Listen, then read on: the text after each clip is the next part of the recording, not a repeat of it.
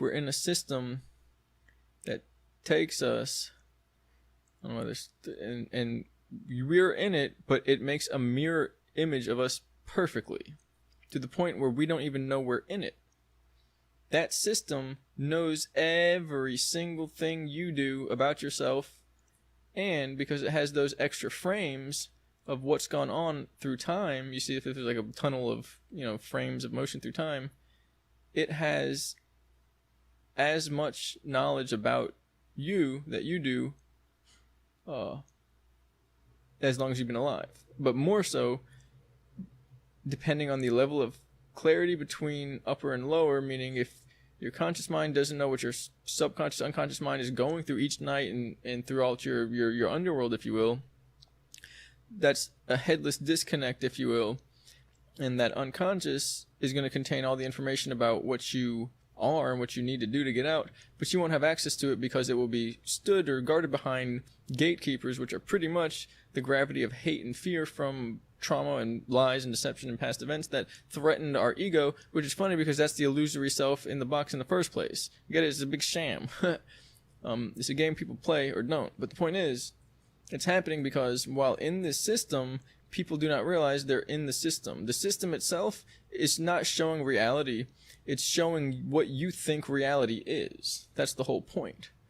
So you're learning about yourself in that sense, and then what you seem that you don't know, what's happening to you that you don't know, it's what the system is showing you about yourself that you're hiding from.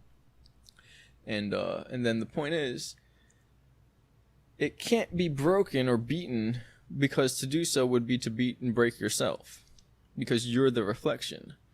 So you let go of the reflection and know that you're you because of intelligence itself, not because of what you can see and sense. And so then, in that essence, the brain, in a way, programmed for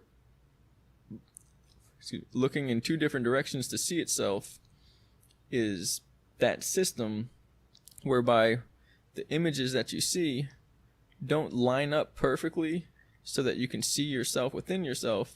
It's as if they're off track, or they're narrowed and slightly off balance. And so then the whole world, honestly, it produces, when you look at the world, different worlds, but when you zoom out, you see two complete different worlds. And a lot of what happened was not really a competition, but a strange attraction and deflection and so on, and an interesting thing. But that's our mental delusion as a species, and that's what's happening when people go to war. Or when they do things to hurt themselves, and the majority of what happens is people hurting themselves. And so, or they're just, I don't know, kooky. But then the idea is, whatever that system is going to show you what you are. So if you can never get out of a system that's faking you, but then the point is, these grooves that were created, they're timeline grooves.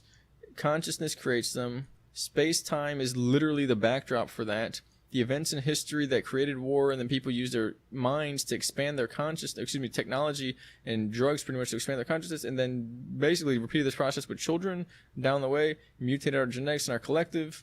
It generated for however many people you believe is on the planet. If you believe that there's a few 100 million people, or if there's a few billion, it's supposed to be only a few 100 million people on the planet.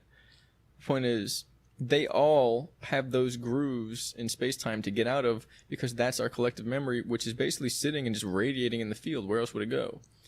So it made it exponentially harder and more difficult to turn away from the self-defeating, self-depreciating, motions that people go through. And it's kind of like a mind F to think of it that way, but in a way, where we go one, we go all. So it's kind of, that's how consciousness works. We should have been better as a species to not allow thousands of years of debauchery under our name, literally, like in our name. Literally in your name. It's on file. Either way, that's part of it. But the point is, our brain holding the memories of trauma, and the slots in your memory that are going to absorb that trauma, heat up, and then your amygdala, blah, blah, blah, hippocampus, parietal, all this stuff has to go into play, and then you have to not burn up from the heat, the anger, the energy, and you can't freeze from the depression and the fear. You have to keep it moving, keep cycling, and keep going.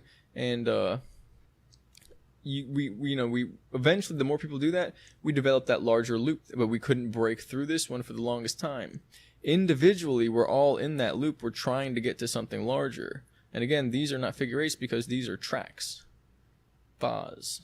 And you can go anywhere. You know, planets can jump off their tracks. All right.